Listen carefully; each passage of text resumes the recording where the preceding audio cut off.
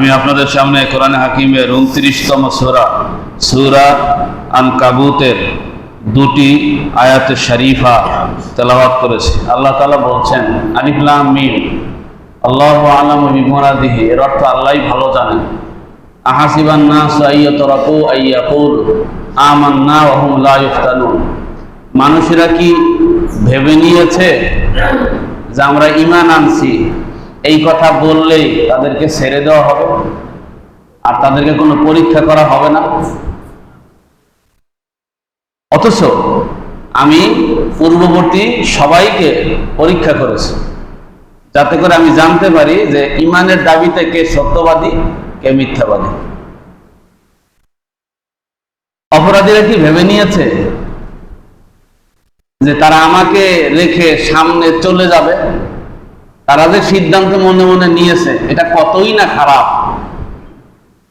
এই ছিল তেলাওয়াতকৃত আয়াতের তর্জমা। আসেন, আমরা এই সূরার নাম হলো আনকাবুত। কি নাম বললাম? আনকাবুত মানে মাকড়সা। চেনেননি আপনারা মাকড়সা? কথা বলেন। মাকড়সার জাল বনে না এরকম, দেখছেন না? অনেক শক্তিশালী, অনেক শক্তিশালী, শক্ত দড়ির মতো, খুবই দুর্বল। আঙ্গুল দিয়ে এরম দিলে সব শেষ। ঠিক না বেঠিক? আল্লাহ তাআলা সূরার নাম করছে মাকড়সা। পৃথিবীতে এত গুরুত্বপূর্ণ জিনিস থাকতে মাকড়সার নামে আল্লাহ সূরার নাম করবে বলে কেন? এই সূরার 41 নম্বর আয়াত আল্লাহ বলছেন মাসালুল লাযীনা নাত্তাখাযু মিন দুনিল্লাহি আউলিয়া কামাসালিল আনকাবুত, যারা আল্লাহকে বাদ দিয়া অন্যকে ইলাহ মানছে, খোদা মানছে, বড় করছে, আল্লাহকে বাদ দিয়ে যারা অন্যের কাছে দৌড়াদৌড়ি করে, এরকম কিছু লোক আছে না? নাই? আমরা তো সব সমস্যার সমাধান দিতে পারে আল কোরআন, এই স্লোগানই শিখছি। আর কারো কাছে কোনো সমাধান নাই, এইটাই শিখছি পড়াশোনা করে। আবার অনেকে আল্লাহকে বাদ দিয়া খাজা, দরগা, দুর্গা, মাজারে বিভিন্ন জায়গায় দৌড়াইতেছে। আল্লাহ বলতেছেন আল্লাহকে বাদ দিয়া যারা অন্যকে ইলাহ বানাইছে তারা কেমন জানি এই মাকড়সার মতো। মাকড়সার বাসা নিশ্চয়ই খুবই দুর্বল। আল্লাহকে বাদ দিয়া তোমরা যাদের কাছে দৌড়াও তারা এই মাকড়সার মতো দুর্বল। সুবহানাল্লাহ। কি সুন্দর উদাহরণ আল্লাহ দিলেন। এরপরও যদি মানুষ না বোঝে, মাকড়সার হাজার হাজার জাল যেমন মুহূর্তে শেষ হয়ে যায়, আল্লাহকে বাদ দিয়া দুনিয়ার যার কাছে দৌড়াও, ওটা আঙ্গুল দিয়া নড়াচড়া দিলে সব শেষ। ঠিক না ভাই? ঠিক। এই সূরাতে 69টি আয়াত আছে, 7টি রুকু বিশিষ্ট এই সূরাটা। কখন নাজিল হলো? আল্লাহর হাবিবের উপরে যখন নির্যাতন চরম পর্যায়ে, সাহাবায়ে কেরামকে মেরে ফেলা হচ্ছে, বাড়ি ঘর থেকে তাড়িয়ে দেওয়া হচ্ছে, বাড়ি ঘর পুড়িয়ে দেওয়া হচ্ছে। হযরতে খাব্বাব রাদিয়াল্লাহু তাআলা আনহু, খুবাইয়ের খাব্বাব, সুমাইয়া, বেলাল, সাহাবায়ে কেরামের উপরে নির্যাতনের চরম পর্যায়ে চলতেছিল। খাব্বাব একজন সাহাবীর নাম, যাকে আগুন ধরাইয়া কয়লার উপরে তারে টান টান করে শোয়ায় রাখছে। তার গোস্ত পিঠ থেকে পুইরা তারপর আগুন নিভে গেছে। এবার আপনি চিন্তা করেন কি পরিমাণ শাস্তি দিয়েছে। এই খাব্বাব একদিন আল্লাহর হাবিবের দরবারে আসলেন, এসে বললেন ইয়া রাসূলুল্লাহ, আপনি কি আমাদের জন্য দোয়া করবেন না? আপনি কি আমাদের জন্য সাহায্য করবেন না? আল্লাহর হাবিব যখন তখন কাবার সাথে এরকম হেলান দিয়া বসা ছিলেন, শোয়া ছিলেন, এরকম হেলান দিয়ে হুজুর টান হয়ে বসলেন, রাগ হয়ে গেলেন।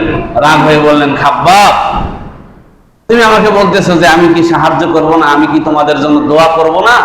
শোনো, তোমাদের পূর্বে যারা ছিল তাদেরকে মাটি গর্ত করে গাড়া হইতো। কি করা হইতো?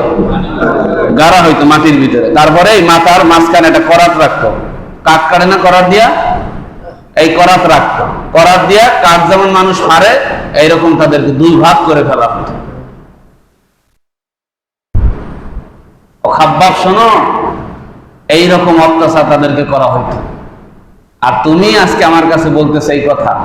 শুনে রাখো, আল্লাহর কসম, আল্লাহর কসম, এমন একদিন আসবে যেদিন সনআ থেকে হাজরামাউত শত শত মাইল দূর, সেখান থেকে একজন মহিলা আসবে একাকিনী, তার ইজ্জত আবরু সম্মান হারানোর কোনো ভয় থাকবে না, চিন্তা থাকবে না, সে দাপটের সাথে হাসতে থাকবে তার নিরাপত্তা সহকারে। সুবহানাল্লাহ। বরং তুমি বড় তাড়াহুড়া করতেছো, খাব্বাব তাড়াহুড়া করো না। একজন সাহাবী বলতেছেন যে আল্লাহর হাবিব বলেন একজন মহিলা আসবে হাজরা মাউত থেকে, সনা থেকে হাজরা মাউত শত শত কিলো দূরে পাড়ি দিয়ে আসবে। আমি তাই দেখলাম, হযরত ওমরের আমলে দেখলাম এক মহিলা দাই দাই করে আসতেছে। কি করে আসতেছে? আর কথা বললেন, হাঁটা দুই প্রকার, এটা হলো মানে ভয় ভয় হাঁটা, আর এটা হলো শক্তির সাথে হাঁটা। দেখবেন মানুষ যদি রাতের বেলায় কেউ একা একা হাঁটে আর দুরূদ শরীফ গায়, দুরূদ শরীফ কইতে কইতে হাঁটতেছে, তাহলে বুঝতে হবে লোকটা খুব সাহসী। হ্যাঁ, মানে মনের ভিতর ভয় যাচ্ছে, এই জন্য জোরে জোরে দুরূদ কয়, আল্লাহুম্মা সাল্লি আলা, এরকম দুরূদ পড়ে আর হাঁটে, মানে ভয়ের খেলায়। ঠিক না বেটি? আর যে সাহসী সে বীরের মতো হাঁটে। তো উনি এই বীরের মতো হাঁটতেছে। ওই সাহাবী গিয়ে জিজ্ঞাসা করছে যে আপনার নাম কি? আমার নামে। কোথা থেকে আসলেন? সনা থেকে আসলাম। তারপরে কই যাবেন? হাজরা মাউত। তখন ওনার চোখে পানি চলে আসছে। আল্লাহর হাবিব বলছেন সনা থেকে হাজরা মাউত একজন মহিলা আসবে। মহিলার কথা বলছে, এই সেই মহিলা সনা থেকে আসবে, সনার কথা বললো। হাজরা মাউত যাবে, হাজরা মাউত যাবে। শত শত কিলো দূরে আসছে, অথচ এই মহিলার মনে কোনো ভয় ডর নাই। শত শত কিলোর ভিতরে একজন মানুষ নাই, অথচ তার মনের ভিতরে সামান্যতম ইজ্জত আবরু হারানোর কোনো ভয় নাই। জোরে বলেন সুবহানাল্লাহ। এইরকম একটা সমাজ তৈরি হবে। খাব্বাব, চিন্তা করো। এই সূরাটা তখন আল্লাহ তাআলা নাজিল করলেন। আল্লাহ তাআলা কি বলতে চাইলেন এই সূরার ভিতরে? আহাসিবান নাস, মানুষ কি চিন্তা করছে আইয়াকুলু আমান্না, তারা বলবে যে আমরা ঈমান আনছি। তারা কি বলবে? বলেন আমার সাথে, ঈমান আনছি। আমরা কিন্তু সবাই এই কথা বলি, আমরা ঈমান আনছি। কারো সম্পর্কে অভিযোগ করলে অনেকে বলে যে উনি তো নামাজ পড়ে, উনি তো হজের সময় হজ করে, তো সমস্যা কি, তোমরা ওনার সাথে এমন করো কেন? আল্লাহ বলতেছেন সমাজে কিছু লোক বলবে যে আমরা ঈমান আনছি, আসলে তারা ঈমানদার। বলেন বলেন, আসলে ঈমানদার না। আমিনান নাসি মাইয়াকুলু আমান্না বিল্লাহি ওয়া বিল ইয়াউমিল আখির, তারা বলবে যে আমরা আল্লাহকে বিশ্বাস করি, পরকালকে বিশ্বাস করি। আল্লাহ বলেন না, ওমা হুম বিমুমিনিন, তোমরা এদেরকে মুমিন ভাইবো না, এরা কিন্তু মুমিন না। তাহলে মুমিন না, কিন্তু সে নিজের মুমিন কেন দাবি করে? কারণটা কি? কারণ হলো এই দেশটা হলো মুসলমানের দেশ। এই দেশ কাদের দেশ? কথা বললেন, এই দেশটা কাদের দেশ? মুসলমানের দেশ। কোনো সন্দেহ আছে নি? মুসলমানের দেশ। এই দেশে যদি কেউ তসলিমা নাসরিনের মতো ইসলামের বিরুদ্ধে কথা বলে, তাহলে তারা রাতের বেলা পালানো ছাড়া আর কোনো উপায় নাই। ঠিক না ভাই? রাতের বেলা পালাতে হবে, এই দেশে থাকা যাবে না। এই দেশের মুসলমানরা নামাজ নাই পড়তে পারে, রোজা নাই রাখতে পারে, হজ নাই করতে পারে, কিন্তু এই দেশের মুসলমানরা এতটা আল্লাহকে ভালোবাসে, আল্লাহকে কেউ যদি গালি দেয়, রসুলকে কেউ যদি গালি দেয়, মা আয়েশাকে কেউ যদি গালি দেয়, কোরআনকে কেউ যদি ছোট করে, সে নামাজি হোক বা না হোক, কয় আগে ওরে পিটা, আগে ওরে সাইজ কর। ঠিক না বে ঠিক? এই জন্য সরাসরি কেউ ইসলামের বিরুদ্ধে কথা বলতে পারবে না। এই জন্য নিজেদেরকে মুসলমান দাবি করে যে আমরা মুসলমান, আমরাও তোমাদের ভাই। আসলে তারা মুসলমান না। এবার আসেন, আল্লাহ বললেন যে তারা বলবে যে আমরা ঈমান আনছি, আর তাদেরকে ছেড়ে দেওয়া হবে, পরীক্ষা করা হবে না। আল্লাহ আমাদেরকে দুনিয়াতে মুসলমান বানাইছেন, আমরা ঈমানের দাবি করি যে আমরা ঈমানদার। পরীক্ষা কেন করা লাগবে? এই দুনিয়াটা আল্লাহ, আমরাও আল্লাহ সৃষ্টি, আল্লাহ আমাদেরকে বানাইছেন, আমরা আল্লাহ বিশ্বাস করি, আমাদেরকে আল্লাহ জান্নাত দিয়ে দেবেন। পরীক্ষা কেন করা লাগবে বলেন? পৃথিবীতে কোনো জিনিসই পরীক্ষা ছাড়া হয় না। ঠিক না বেঠিক? আপনি যদি সোনা নিয়ে যান, পীর সাহেব যদি মুরিদের কাছে যায়, বা মুরিদ যদি পীর সাহেবের কাছে যায় সোনা নিয়ে দোকানদার হিসাবে, তাহলে কি দোকানদার রেখে দেবে সোনা? আপনারা কি সবাই ঘুমাইতেছেন নি? সবাই কি ঘুমাইতেছেন? আলোচনার সময় নিচের দিক তাকালে তো হবে না, ঘুম আসলেও আমার দিক তাকাই থাকতে হবে। আর কথা কন না কেন? কিছু কথা তো বুঝাইতে হবে, আর একটু জিজ্ঞাসা করলেও রাগ হবে না। ঠিক না বেটি? কথা তো বুঝাইতে হবে। কথা হচ্ছে যে স্বর্ণকারের কাছে যদি যায়, সে রাইখা দেবে না, সে চেক করবে, পাথরে ঘষা দেবে, এই স্বর্ণ কি আসল সোনা না ডুপ্লিকেট সোনা। ঠিক না বেঠিক? তুমি বললা 2 ভরি, আসলে কি 2 ভরি আছে নাকি 10 আনা কম আছে? দেখবি কি দেখবে না? এই দেশের সবথেকে বড় কোম্পানিতে কেউ চাকরি করতে গেলে বলবে যাও তুমি খুব ভালো লোক, মাথায় টুপি আছে, তোমার চাকরি দিয়ে দিলাম নাকি? চাকরি দিয়ে দেবে? টুপি দেখলে তো আরো বেশি চেক করবে, ঠিক না? ঠিক, টুপির ভিতর বোমা থাকতে পারে। কি অদ্ভুত দেশ আমাদের। তো এখন চেক করবে, পরীক্ষা করবে। আল্লাহ বলেন ঈমান কত দামি। এই পৃথিবীতে যার সর্বনিম্ন ঈমান থাকবে, সবচাইতে ছোট ঈমানদার যে হবে, সবচাইতে কম ঈমানদার যে হবে, সবচাইতে দুর্বল ঈমানদার যে হবে, আল্লাহ তাকে এই পৃথিবীর মতো 10টা দুনিয়ার মতো, এই পৃথিবীর 10টা পৃথিবীর মতো একটা জান্নাত তাকে দান করে দিবে। কয়টা পৃথিবী বললাম? 10টা পৃথিবী। সবচাইতে দুর্বল ঈমানদারকে আল্লাহ এটা দিবেন। তাহলে সেই ঈমানের পরীক্ষা করার দরকার আছে না নাই? আছে। সবচাইতে দামি যে জিনিস, সেই জিনিস সবচাইতে ভেজাল হওয়ার সম্ভাবনা কম থাকে না বেশি থাকে? এই জন্য আল্লাহ ঈমানের পরীক্ষা নিবেন যে তোমরা ঈমানের দাবিতে ঠিক আছো কিনা। দেখেন আল্লাহ বলতেছে, আম হাসিবতুম আন তাদখুলুল জান্নাতা ওয়া লাম্মা ইয়াতিকুম মাসালুল লাযিনা খালাউ মিন ক্বাবলিকুম মাসাতুহুমুল বাসা ওয়াদ দাররা, যে তোমরা জান্নাতে প্রবেশ করবে আর তোমাদেরকে পরীক্ষা করা হবে না এটা ভেবো না। তোমাদের পূর্বে যারা ছিল তাদেরকে পরীক্ষা করা হয়েছে, রোগ বালাই, বালা মুসিবত এগুলি তোমাদেরকে স্পর্শ করবে, এর মাধ্যমে তোমাদেরকে পরীক্ষা করা হবে। আম হাসিবতুম আন তুতরাকু ওয়ালাম্মা ইয়ালামিল্লাহুল্লাযিনা জাহাদু মিনকুম, তোমরা কি ভেবে নিয়েছো যে আমি তোমাদেরকে ছেড়ে দেব, আমি দেখবো না যে আমার রাস্তায় তোমরা কে চেষ্টা করতেছো? কে? আল্লাহ এবং তার রাসূল এবং মুমিনদের বাদ দিয়া অন্যদেরকে বন্ধু হিসাবে গ্রহণ করো নাই বা করেছো। এই পরীক্ষা নেব না, না নিয়ে জান্নাত দেব, এটা কি তোমরা ভাবো? কখনোই নয়। পরীক্ষা ছাড়া কাউকে জান্নাত দেওয়া, বলেন বলেন, জান্নাত দেওয়া হবে না। পরীক্ষা করা ছাড়া কাউকে আল্লাহ জান্নাত দিবেন না। আফা হাসিবতুম আন্নামা খালাকনাকুম আবাসা, তুমি কি ভেবেছো আমি তোমাকে এমনিতেই সৃষ্টি করেছি, একদম বেহুদা সৃষ্টি করলাম? তুমি 60 বছর বাঁচবা, দুনিয়ায় আসবা, খেলতামাশা, যা মনে চায় তাই করবা, এইভাবে তোমার দিয়ে আমি এই বাগানটা সাজাচ্ছি? নো, বিনা কারণে আমি তোমাকে সৃষ্টি করি নাই। একটা বিশেষ উদ্দেশ্যে তুমি তোমার দুনিয়ার জীবনে আমার গোলামি করবে, আমার হুকুম মোতাবেক চলবে, বিনিময়ে তোমাকে জান্নাত দেব। আর যদি বেঈমান হও তোমাকে জাহান্নাম দেব। তোমাকে আমি 1000 বার পরীক্ষা করব, 1000 বার পরীক্ষা করব, তোমাকে কোষ্টি পাথরে পরীক্ষা করে তারপরে জান্নাতে নেব। সুবহানাল্লাহ। এখন কথা হলো, আমাদের সমাজে একটা ভুল ধারণা আছে। সমাজে যদি কোনো আল্লাহওয়ালা, কোনো আলেম ওলামা, পীর মাশায়েখ, তারপরে নামাজি ভালো মানুষের উপরে বিপদ আসে, তখন কিছু সমাজের আজরগে লোক আছে, খাইয়া কোনো কাম নাই। কিছু লোক আছে কিন্তু জন্মের আজরগে, বেশি আজরগে লোক কিন্তু ভালো না, ঠিক না বেটি? ঠিক টুক জোরে কয় আজরগা কাউরে নিয়ে কোনো কিছু কাম নাই, তখন মানুষ নিয়ে আলাপ করে। হুজুর ওনার এরকম বিপদ হইল কেন? উনি একজন নামাজি, ওনার এরকম মুসিবত হবে কেন? এটা না জানার কারণে করে, কিন্তু আসল কথা হলো বিপদ কার উপর আসবে? এটা পরে বিপদ আসবে কার উপরে? বিপদ আসবে সর্বপ্রথম আল আম্বিয়া, নবীদের উপরে। সুবহানাল্লাহ। নবীরা মাসুম বেগুনা, আল্লাহর হাবিব বলতেছেন সর্বপ্রথম বিপদ আসবে নবীদের উপরে, তারপরে হবে সুম্মাল আমসাল ফাল আমসাল, তারপরে সাহাবী, তারপরে তাবি, তারপরে তাবে তাবিন, তারপরে আইম্মায়ে মুজতাহিদিন, তারপরে সালফে সালেহিন, তারপর উলামা হক্কানি, পীর মাশায়েখ, বুজুর্গ, আল্লাহওয়ালা, নামাজি। মানে ইমানের স্তরে যে সর্বোচ্চ ইমানদার সে সর্বপ্রথম পরীক্ষায় উত্তীর্ণ হবে, তারপরে যে এইভাবে আমল অনুযায়ী পরীক্ষা করা হবে। আমি আপনাদের বুঝাইতে পারছি কিনা কথা? তাহলে বোঝা গেল সমাজে যে ভালো লোক তার বিপদ হওয়ার সম্ভাবনা কম না বেশি? তাতে নেই বেশি। খারাপ লোক নিয়ে কেউ আলাপ করে না, ভালো লোক নিয়ে সবাই মাথা ব্যথা, ঠিক না ভাই? ঠিক। সব ভালো লোকগুলা চাপে আছে। এই মসজিদ থেকে নিয়ে পৃথিবীর যে কোনো প্রান্তে যত ভালো লোক তত তার সমস্যা। কথা কন? আমরাই একটা ভালো মানুষকে আমরা ভালো থাকতেও দেই না। সমাজে কত মানুষ কত অন্যায় করে, কত ভাবে চলতেছে, কেউ তাকে নিয়ে ভাবে না। একটা মানুষ সবে মাত্র 2-4 রাকাত নামাজ পড়া শুরু করছে, নতুন হুজুর হয়েছে, দেখছ না উনি মাতাইতেছে কেমনে? কাকরাইল মসজিদের ইমাম সাহেব। কথা কন?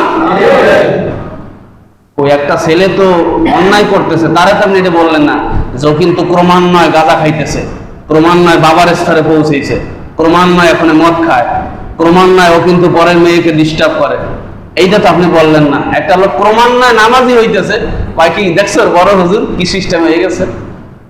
মুন্সি হইলি কবে? তোর আব্বাই দিয়ে চুরি করে। এই কথাগুলো সত্য না মিথ্যা? তোর আব্বাই দিয়ে খারাপ, তোর আব্বাই খারাপ হয়েছে, কি হয়েছে? ও ভালো মানুষ, আর ই নাই, আর হক নাই।